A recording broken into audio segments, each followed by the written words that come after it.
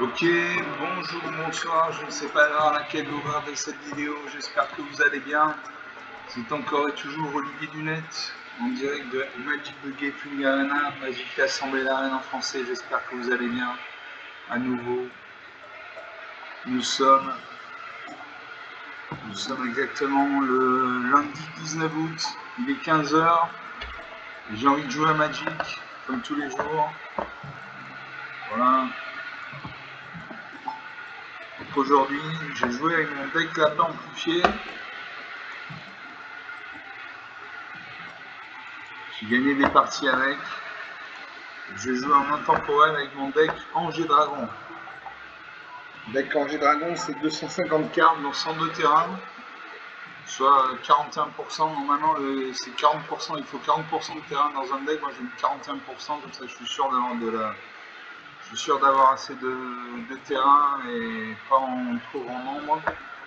Donc, il y a beaucoup de créatures, il y a beaucoup de sorts.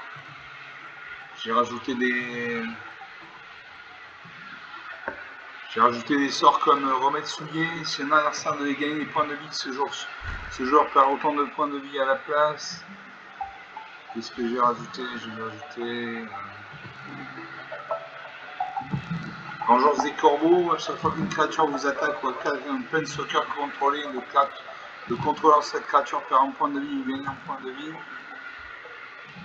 Et j'ai rajouté une dernière.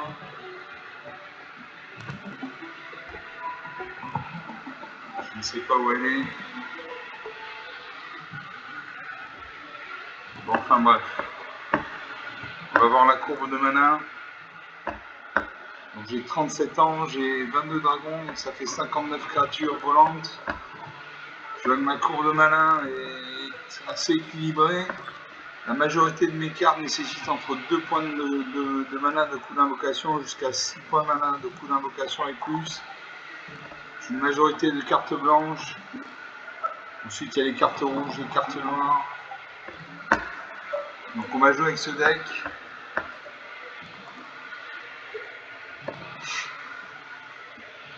Et comme à chaque fois que je modifie ou je crée un deck, je joue contre Sparky. Sparky, c'est l'intelligence artificielle de Magic, c'est le bot, ça veut dire interstellar en français. Il est assez bon, mais il crée des erreurs tactiques souvent qui lui coûtent la partie, là où un adversaire humain aurait continué le combat.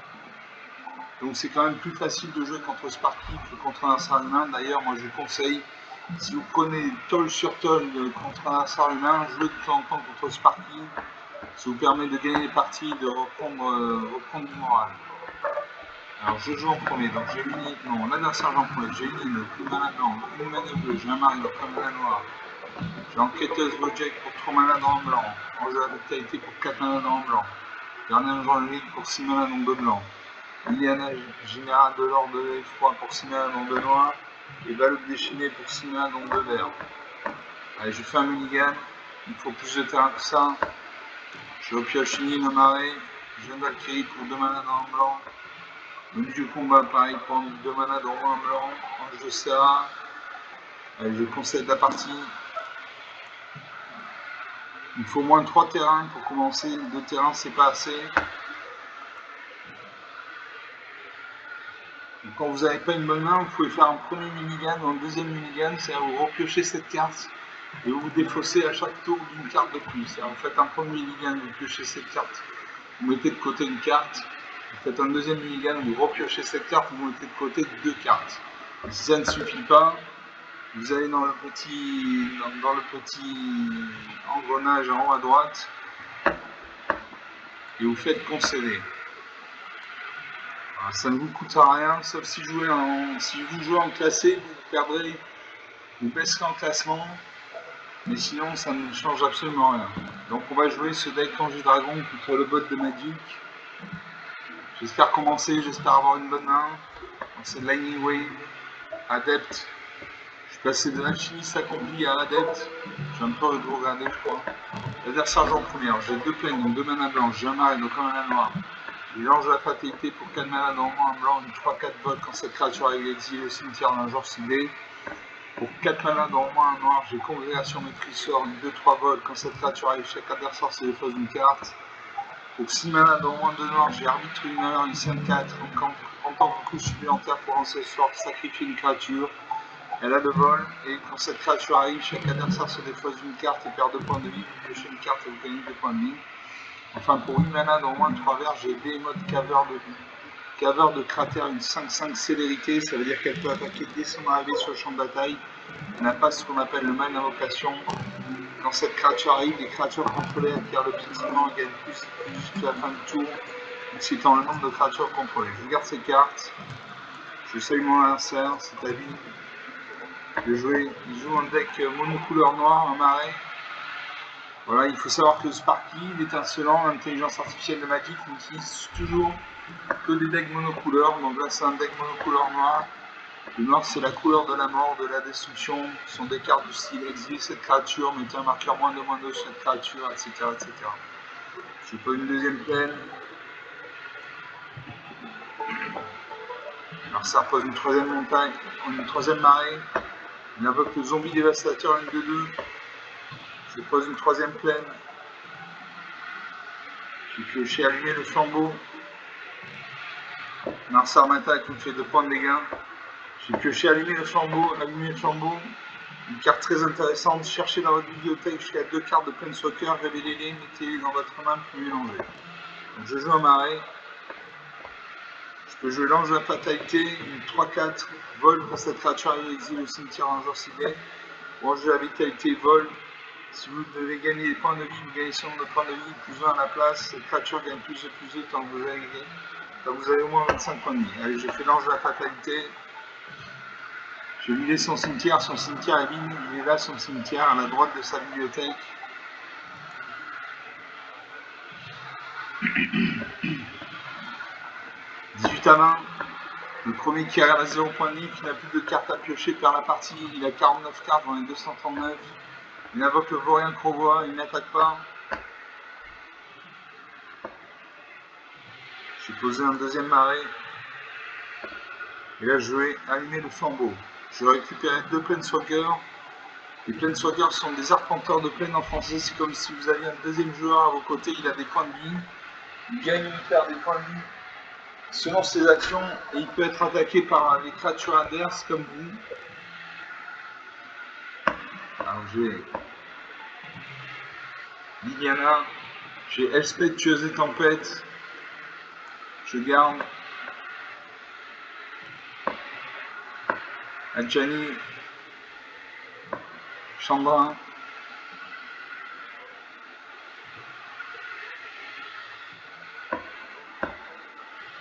Vivienne Red,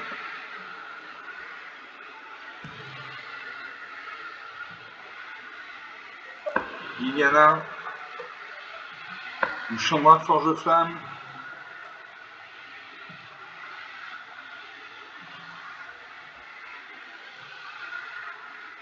j'hésite, et je joue le Chandra Forge Flamme.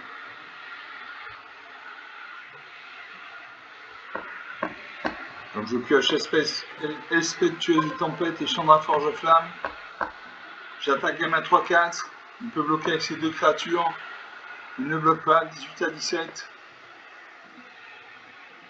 La partie ne fait que commencer, il invoque la valeur sauvage. La valeur sauvage, une créature 1, vol.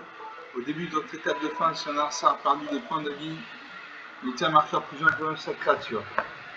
Il m'a attaqué avec sa 2-2 et sa 2-1, donc je suis 14 points, 14 à 17, j'ai perdu des points de vie, donc son valeur sauvage est passé de 1 à 2-2. Je pose une plaine. Là, je peux jouer Elspeth, tueuse et tempête.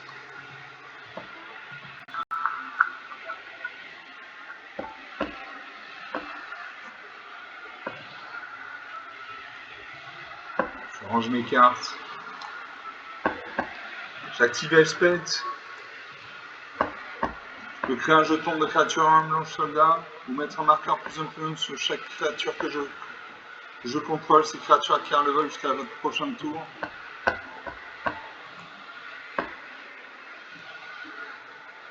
Allez, je mets un marqueur plus 1 sur ma créature. Elle passe à 4-5. J'attaque. En face, il a une 2-2 volante, il peut bloquer. Est-ce qu'il va bloquer? Il ne bloque pas. 14 à 13.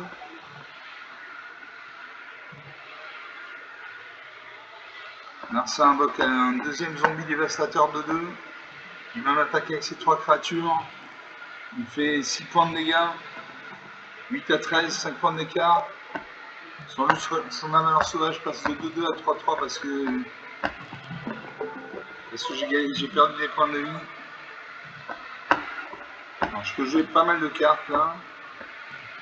Ange de la fatalité, ange de la vitalité.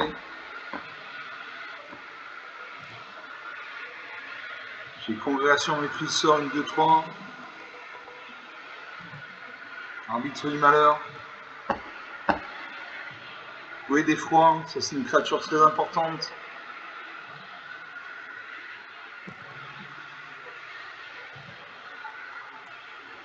Je vais faire ruer d'effroi.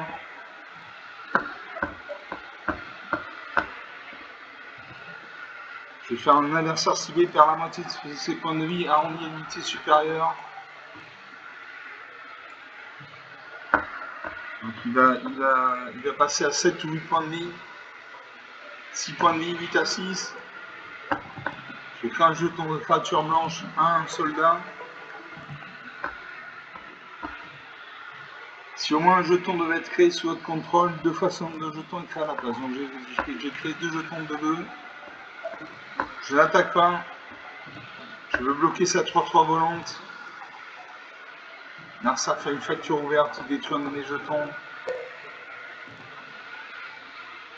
Je pose une 8ème montagne. Moi je peux faire dérapage incontrôlé, détruire une cible, créature au véhicule. Je détruis sa 3-3 volante.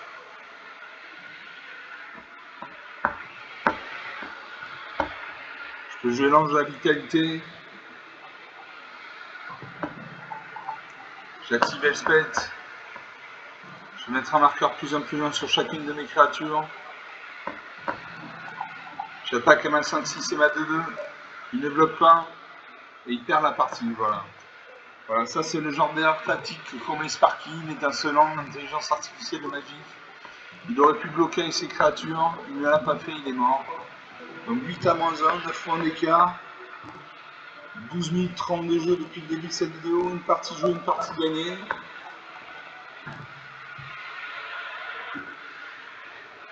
Donc j'ai un plein de soccer qui m'a bien aidé.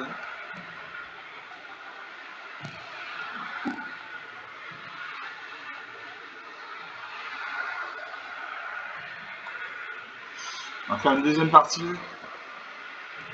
Toujours contre Sparky, l'étincelant français.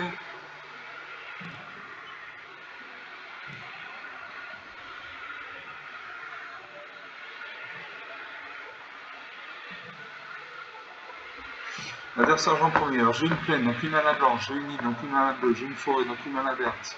J'ai la jeune Valkyrie pour 2 mana en moins en blanc, une créature 1-3 vol. À chaque fois qu'un autre ange contrôleur arrive, mettez un marqueur plus 1 plus 1 sur cette créature. Pour 2 mana en moins en noir, j'ai dépassement impitoyable. Détruit une cible, créature au véhicule, son contrôleur perd 2 points de vie. Pour 3 points de mana dans moins en noir, j'ai négociation agressive, un adversaire ciblé révèle sa main. Choisissez une carte de mon terrain et exilez cette carte. Ciblez jusqu'à une créature contrôlée, mettez un marqueur plus 1 plus 1 sur elle. Pour 2 mana dans moins en rouge, j'ai Madame et 13 du butin, 8 de 2. A chaque fois que vous commettez un crime, créez un jeton de trésor engagé. Cette capacité ne se déclenche qu'une seule fois par tour. Sacrifiez 3 trésors. Créez un jeton de créature 4-4 rouge, scorpion et dragon avec le vol et la célérité inactivée dans ce pourrait lancer un rituel. Un crime, c'est cibler des adversaires, tout ce qu'ils contrôlent et ou des autres cartes de leur cimetière est un crime. Je garde ces cartes.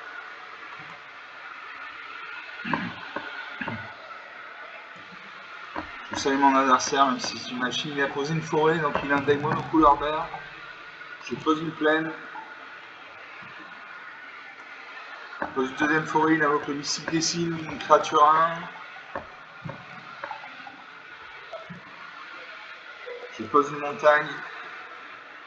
Je peux jouer la Magda maîtresse du butin.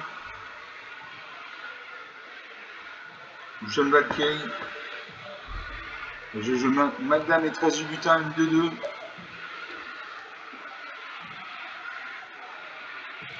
Narsa pose une troisième forêt, il invoque la carte divisaine 1. Je garde un recul de 2. Je pose une forêt. Je peux jouer la jeune Valkyrie. J'attaque les mains de 2. Ainsi il a bloqué. Il bloque avec sa 2-2, nos 2 créatures meurent. Il invoque un deuxième mystique des Sylvains. Chasseur en mode de balotte, une 3-3 piétinement. Je pose une montagne. Qu'est-ce que je joue? Je joue une île, j'ai pas joué d'île. Je peux jouer distancer l'anéantissement, allumer les moteurs. Quand cet enchantement arrive, il affiche 5 blessures jusqu'à une cible créature plein soccer. Donc je vais détruire son chasseur en mode de balotte 3-3. Pour 2 points de mana, sacrifier cet enchantement, il affiche 2 blessures à chaque joueur qui n'a pas la vitesse maximale. Donc je détruis son chasseur en mode de balotte. C'est une créature dangereuse parce que quand cette créature arrive, mettez 2 marqueurs +1/+1 sur chaque autre créature contrôlée appelée chasseur en mode de balotte. Donc je la détruis. J'attaque la main 3. Elle est volante. En face, il n'a pas le vol ni la portée. 20 à 19. Ma vitesse passe à 2. Il m'attaque avec ses 3 créatures. 17 à 19. Je pose un marais. Je peux jouer déplacement impitoyable. Négociation agressive. Je fais déplacement impitoyable. Détruisez une cible créature ou véhicule. Son contrôleur perd 2 points de vie. Je vais faire mystique des signes. Je détruis sa cariatide divisaine. Ma vitesse passe à 3. Il perd 3 points de vie, 17 partout. La partie est relancée.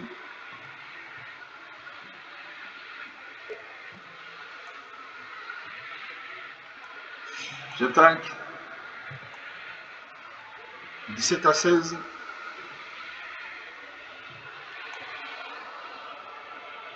Narsar m'attaque avec ses 2 créatures. 15 à 16. 1 point d'écart. Je joue une montagne.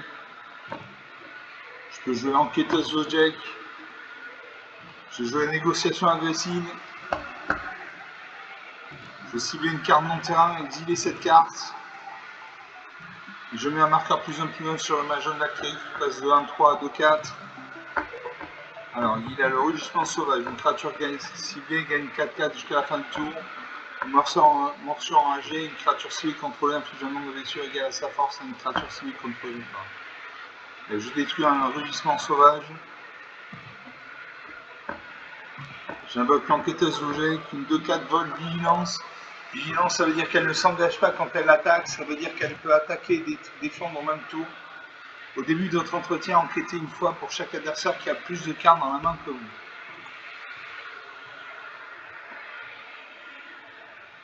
Voilà.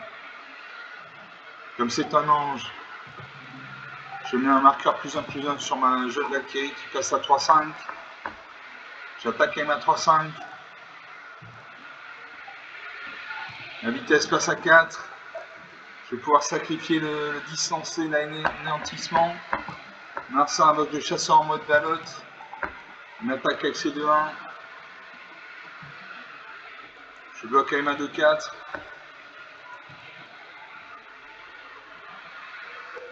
« 14 à 13.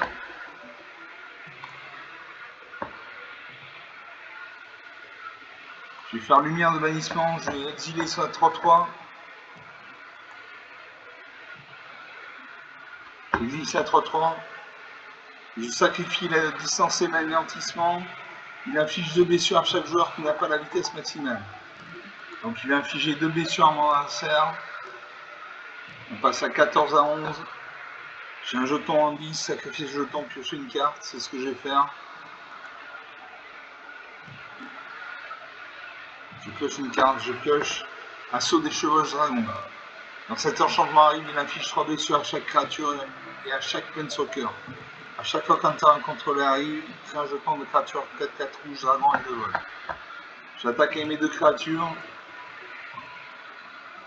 14 à 6, 8 points d'écart. Narsar pose une 5ème fourrure, il attaque avec ça à 1. Je bloque quand même à 2-4.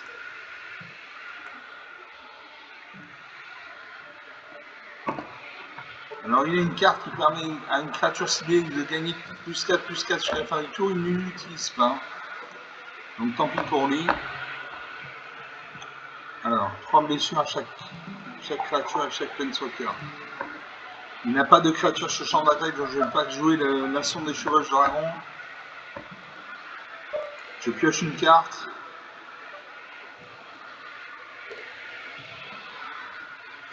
Je pioche l'autorité des consuls. Les créatures qu'on adversaire contrôle arrivent engagées. Chaque fois qu'une créature qu'on adversaire contrôle arrive, vous gagnez un point de vie. Je joue ça. J'attaque avec mes 2 créatures. 14 à 1, 13 points d'écart. C'est très difficile à lui de revenir. Il faut une grosse créature.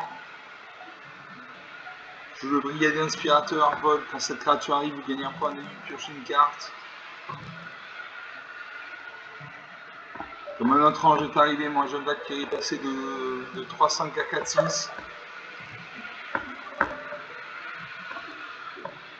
Je pioche une carte. Je pose une plaine. Je peux jouer l'ange de la vitalité.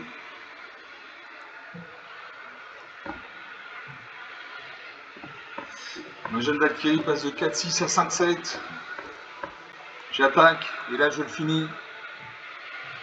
Voilà, 15 à -6, 21 points d'écart, rien à dire. 22 minutes de jeu depuis le début de cette vidéo, donc une deuxième partie jouée, une deuxième partie gagnée. Bon voilà, vous avez vu à la précédente partie, Sparky a fait une erreur tactique. Il aurait dû protéger, il aurait dû bloquer mes créatures et ses créatures, il ne l'a pas fait, il a perdu la partie. C'est ce genre d'erreur que commet Sparky. Donc 2 parties jouées, 2 parties gagnées.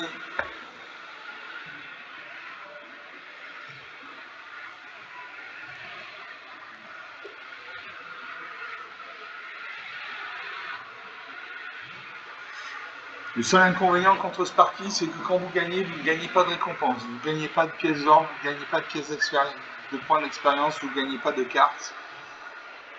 En fait, toutes ces récompenses ne sont là que lorsque vous jouez contre un joueur humain. Allez, on fait une 3ème partie. Je me sens en veine, comme on dit, chez les joueurs invétérés.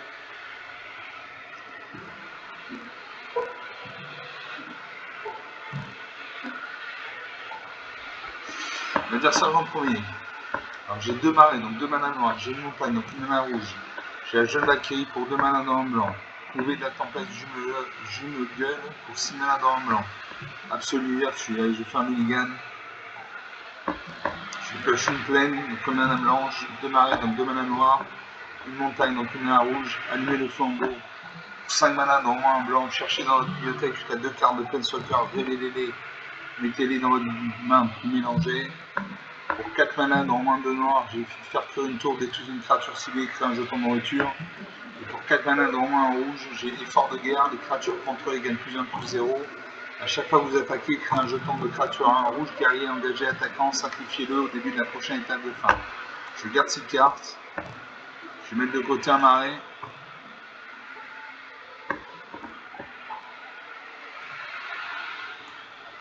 Je mets de côté une montagne plutôt. J'ai besoin des 2 marées pour me faire cuire une tour.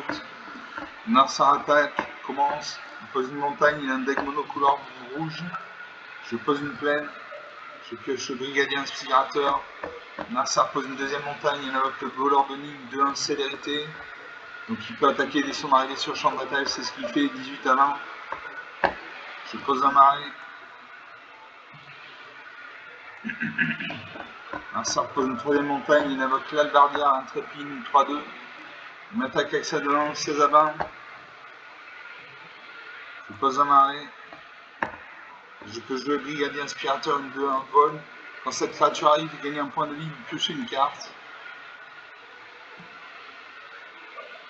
Donc on passe à 17 à 20.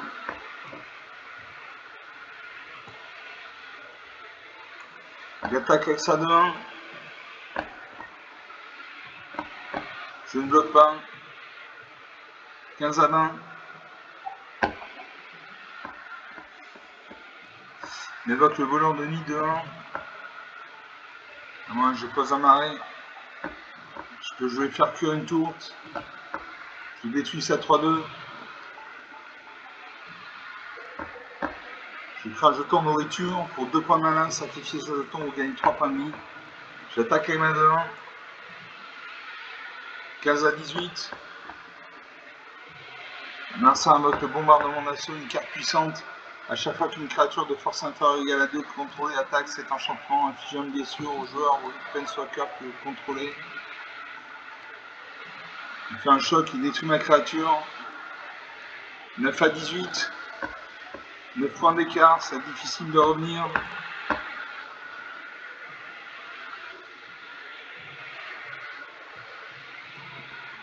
Et je fais allumer le flambeau.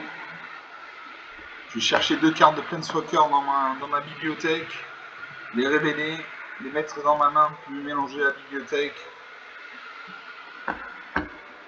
Alors il y a Liliana, général de l'espoir. Elspeth, tueuse des tempêtes.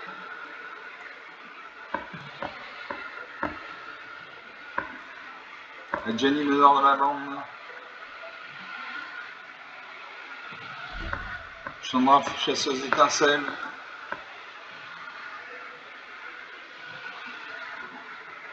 Vivienne Red.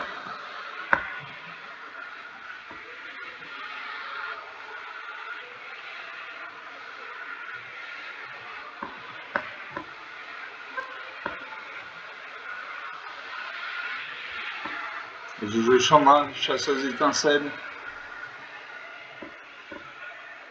Donc je gagne 2 Planeswalkers. Narsa prend une 5ème montagne et 5 points de malin. 3 points de malin, il fait le rassemblement de gobelins. Il fait 2 jetons gobelins. Et là il finit. Non, 3 à 18. Rien n'est perdu.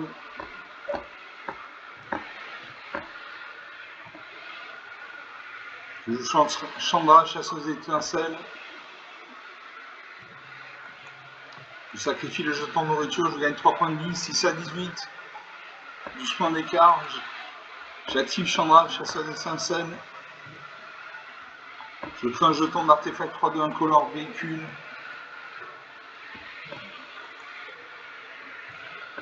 Il devient une créature artefact.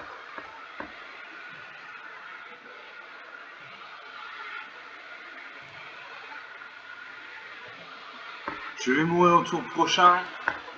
Parce qu'il peut me faire 2 et 2, 4 et 2, 6.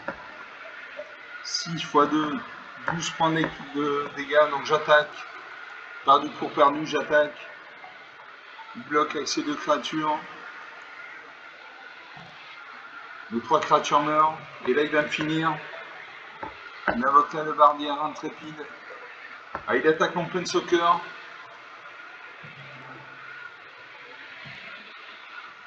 Mon Planeswalker est détruit. Je pose une forêt.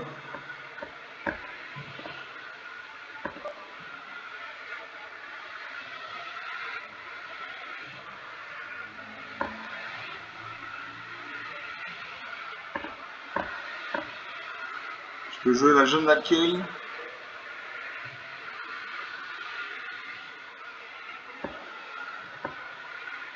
Je ne peux pas jouer l'espèce de des tempêtes. Et je joue la Jeune Valkyrie. Vol 1 de 3. À chaque fois qu'on entend, je contrôle la rime, mettez un marqueur plus 1 sur cette créature. Je peux jouer effort de guerre, les créatures contrôlées gagnent plus 1 plus 0.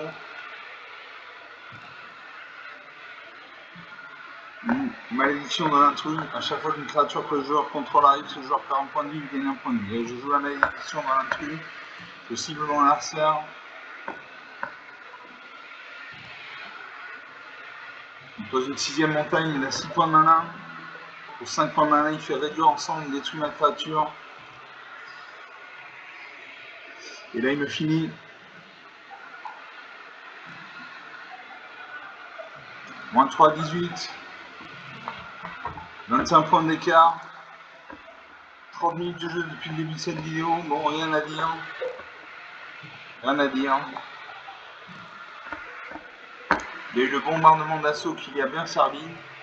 Donc c'est une carte assez forte parce que à chaque fois qu'une créature de force inférieure ou égale à 2 contrôlée attaque, cet enchantement inflige une blessure au joueur ou Planeswalker que cette créature attaque. Donc ça double les dégâts pour les créatures qui ont au maximum 2 en force. Donc 3 parties jouées, 2 parties gagnées. On va faire une 4e partie. Je vais essayer de faire une vidéo pas trop longue. On a une demi-heure de jeu.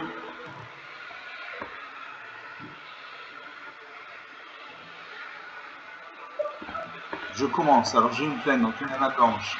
J'ai un marée, donc un mana noir. J'ai une montagne, donc une mana rouge. J'ai une menu de combat pour 2 manas dans le blanc. Choisissez l'un, attaquer, créer un jeton de créature de 2 blancs chevalier. Ou alors une créature ciblée gagne plus 0, plus 4 jusqu'à la fin du tour. Ou alors détruisez une créature ciblée de force supérieure à 4. Ou alors vous gagnez 4 points de vie. Pour 5 manas dans le monde de blanc, j'ai Espèce, tueuse des tempêtes, un Planeswalker. Vous voyez en bas à droite, il y a un 5, ça veut dire qu'il a 5 points de vie. Et par exemple, il gagne un point de vie quand il crée un jeton de créature à un blanc soldat. Et si au moins un jeton devait être créé sous votre contrôle, l'effacement de vos jetons est créé à la place. Pour 6 points de mana dans le monde de noir, j'ai Lyanna général de la Horde des Froids, un autre Planeswalker qui a 6 points de vie. À chaque fois qu'une créature contrôlée meurt, piochez une carte. Il gagne plus un point de vie quand on crée un jeton de créature 2 Nord zombie. Enfin, pour 7 mana dans au moins 2 rouges, j'ai le dragon de siège d'une 5/5 vol. Quand cette créature arrive, détruisez tous les murs que votre contrôle. Un mur, c'est une créature qui a 0 en force et 10 en endurance. À chaque fois que cette créature attaque, si le joueur défenseur ne contrôle pas le mur, elle inflige 2 blessures à chaque créature sans le vol que ce joueur contrôle. Allez, je garde ces cartes. Je salue mon adversaire, même si c'est une machine. Et je joue une plaine. J'ai des cartes blanches, donc je joue de la mana blanche. Narsa Rosamari, il a un deck monocouleur noir. Et je pose un marais. Je peux jouer menu de combat. J'ai gagné 4 points de vie. 24 à 20. Ça invoque le Lusran de Manakir. À chaque fois qu'une créature fait un cercle contrôle meurt, mettez un marqueur plus 1 plus 1 sur cette créature. Je pose une montagne. Je peux jouer l'ange éblouissant, une 2-3 vols. À chaque fois qu'une autre créature contrôle arrive, vous gagnez un point de vie. Donc ça c'est très bien. J'ai pioché Séraphine de l'avant-garde. 24 à 20. Narsa invoque le familier de l'embouteuse, il n'attaque pas. Il a 50 cartes, j'en ai 240. Je ne peux pas jouer mes cartes, il me manque de la mana. Je joue ma 2-3, elle a le vol. En face, il a ni le vol ni la portée. 24 à 18, 6 points d'écart. Il m'attaque avec ses 2 créatures. 21 à 18. Il pose une 4e marée, il invoque le Ratifoïdien, contact mortel 1. Moi je joue une forêt.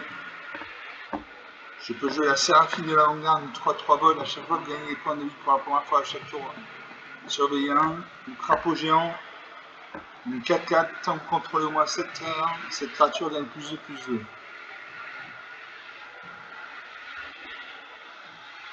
J'ai joué ma 3-3 parce qu'elle est volante.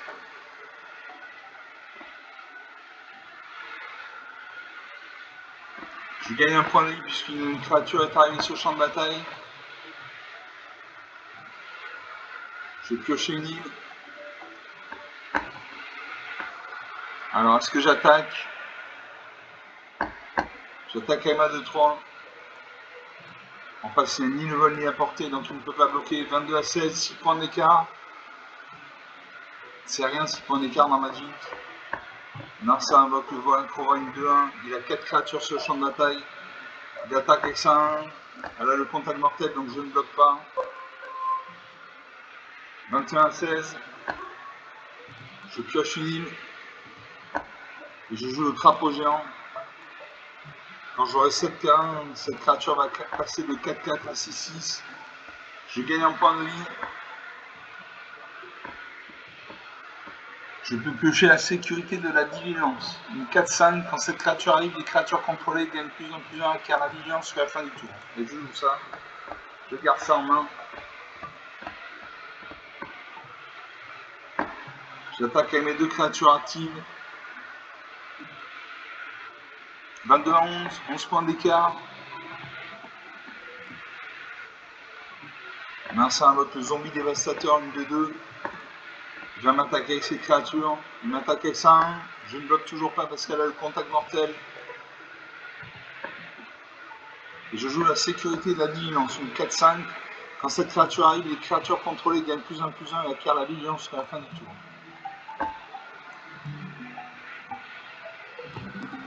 Donc mes créatures vont gagner +1, +1. Je gagne un point de vie. Je surveille. Je peux jouer le conquérant assoiffé de sang.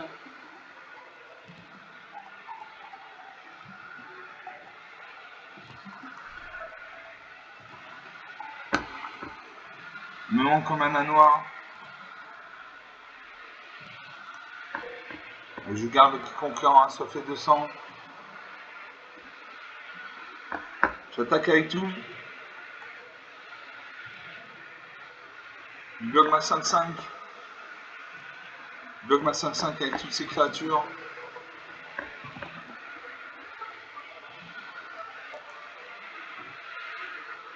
Une créature meurt, mais 3 de ces créatures meurent également.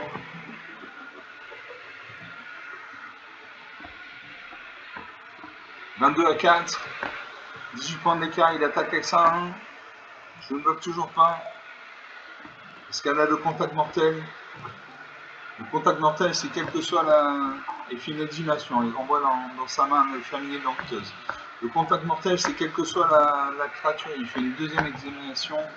Il invoque le Luswa Malaki. Il invoque le familier de l'enquêteuse. Donc contact mortel, ça veut dire que quelle que soit l'endurance de la créature qui se bat contre une créature qui a le contact mortel, cette créature meurt parce que quelle que soit l'endurance de la carte qui entre contre le contact mortel, c'est la carte qui a le contact mortel qui gagne. Je ne peux pas jouer mes cartes, j'ai pas assez de mana. Je fais suivant. J'attaque mes trois créatures. Il devrait bloquer. Il ne bloque pas. 21 à moins 5, 26 points d'écart. 37 minutes de jeu depuis le début de cette vidéo. Bon, j'avais 2 points de soccer que j'ai pas pu utiliser, faute de mana. J'espère que vous avez aimé ces parties. Sur 4 parties, j'en ai gagné 3 facilement. Voilà, donc vous pouvez lâcher des pouces bleus, des j'aime, des likes, des commentaires. Vous pouvez lancer en commentaire. Je serais vraiment très reconnaissant de me laisser en commentaire la durée pour vous, la durée idéale pour une vidéo. Si c'est une demi-heure, 3 quarts d'heure, 1 heure. Comme ça me permettrait d'adapter mes vidéos à votre demande. Vous pouvez vous abonner, vous recevrez une notification à chaque nouvelle vidéo postée. Et vous pouvez parler autour de vous de la chaîne à votre entourage si vous pensez que ça peut intéresser quelqu'un. Je vous salue et je vous dis à très bientôt. Je vous remercie d'avoir regardé cette vidéo. Ciao.